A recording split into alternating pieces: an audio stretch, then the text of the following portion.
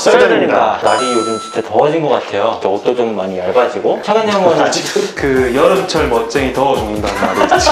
이게 보니까 곧 복날이 다가오더라고요. 사실 구독자분들이 의사들은 보양식으로 어떤 걸 챙겨 먹나 이런 거 좀 사실 궁금할 거예요. 이동훈 원장이 엄청 자세하게 준비를 했는지는 잘 모르겠어요. 그 정도까지는 아니고 복날이 어떤 의미인지 아세요? 이제 우리가 농경사회다 보니까 조선시대부터 그렇죠. 가난한 이제 농민들은 대부분 여름에 먹을 단백질이 없어. 주위에서 만만한 기르던 개를 먹게 되면서 우리가 약간 안 좋은 그런 문화가 생긴 거죠. 삼복더위라고 하는데 더위가 가장 절정을 칠 때 그런 거를 이겨내자는 그런 거지 뭐. 올해 초복이 언제인지 알아? 초복? 응. 몰라. 6월이야? 올해는 초복이 7월 11일이라고 하더라고요. 절기에 따라서 정해지는 초복, 중복, 말복은 대략 한 열흘 정도의 간격을 두고 보통 이제 매년 있는데 각자 뭐 복날이나 뭐 따로 챙겨 드시는 음식 같은 게 있으세요? 진짜 어릴 때는 약간 우리나라에서 그 게를 먹던 아직 문화가 남아있다 보니까 우리 집에서도 자주 해줬어. 알고 드셨어요? 처음에는 몰랐는데 고기 맛보다는 국물. 들깨가루 국물. 그게 되게 맛있게 맛있거든. 찍어 먹고. 근데 이제 나이가 들면서 못 먹겠더라고.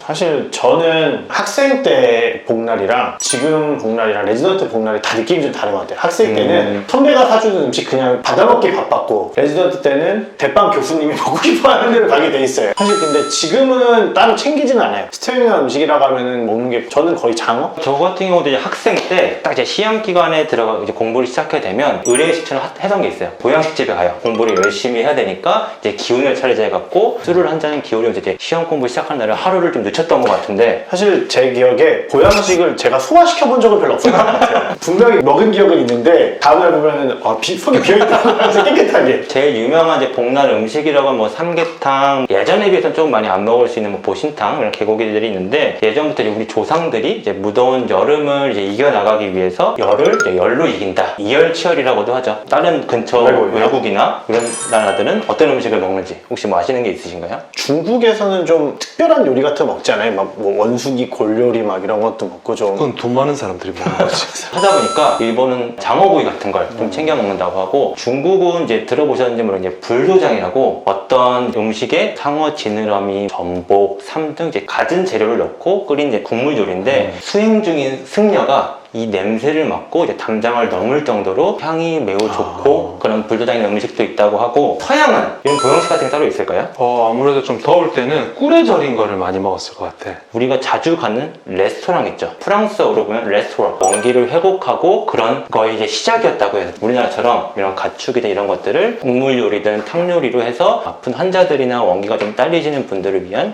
요리를 파는 식당이 있었다. 이런 썰도 있다고 하고요. 갑자기 이제 이런 보양식을 얘기하다 보니 갑자기 생각이 난 건데 시암탉 결혼을 하면 그렇지, 사이가 오면 씨암탉을 잡아주는 거지. 형은 뭐 경험이 없을 거고 왜 시암탉을 먹이는지 혹시 아세요? 이게 또 뭔가 생식 능력이 좋아서 아니 혹시? 이게 좀 찾아보니까 닭이란 동물 양기가 많은 동물이래요. 대대손손 뭐 아들 딸을 많이 낳으라는 그런 의미도 있고 두 번째는 이제 닭이 5가지의 덕을 두루 갖춘 가축이라고 해요. 보양식이란 게 이제 고단백 음식 모든 사람에게 사실 이렇게 영양적으로 좋고 항상 이득이 되는 식품은 아니에요. 무슨 말이냐면 우리나라의 대표적인 음식이 지금 삼계탕인데 국물의 염도, 그러니까 나트륨도 좀 많고 열량이 되게 높아요. 혈압이 높으신 분들이라든지 혹은 이제 만성 뭐 대사질환들 조금 취하게 될 수도 있죠. 그럼 과연 어떤 보양식을 먹어야 되냐? 지금도 이 음식에 설탕을 넣어서 먹어야 되냐? 소금을 넣어서 먹어야 되냐? 수박. 수박에? 수박에 소금을 착 이렇게 살짝 뿌리면 단맛이 훨씬 많이 나. 첫 번째 말씀드린 음식은 사실 수박은 아니고 바로 콩국수입니다. 콩국수는 아시다시피 거의 다 단백질이잖아요. 그치. 단백질이다 보니까 여름철 보양식으로 제격인 것 같아요. 삼계탕이나 이런 국물들은 사실 나트륨이라는 게 많다 보니까 이제 성인병이 있으면 좀 부담이 될 수가 있는데 콩국물은 아시다시피 그런 나트륨의 농도량이 적다 보니까 많은 양을 드셔도 그런 부담이 덜 할 거고 두 번째는 육지엔 인삼, 산삼이 있다면 바다엔 바로 전복. 전복. 이 자체에 칼로리가 적어요. 다이어트 용어도 이제 하시는데도 충분한 포만감을 느끼면서 원기도 보충을 하고 살도 많이 안 찔 수 있는 음식으로 알려져 있고 근데 전복이 사실 전복만 먹으면 되게 심심해가지고 보통 전복 저희 라면. 같은 경우는 전복 라면 아니면은 전복을 버터에다가 엄청 쳐가지고 약간 전복구이. 느끼하게 먹어야지 전복이 좀 그 맛이 있거든요 근데 사실. 그래도 이제 기본적인 재료 자체 열량이 좀 낮으니까 마음의 부담은 좀 덜 할 수 있지 않을까.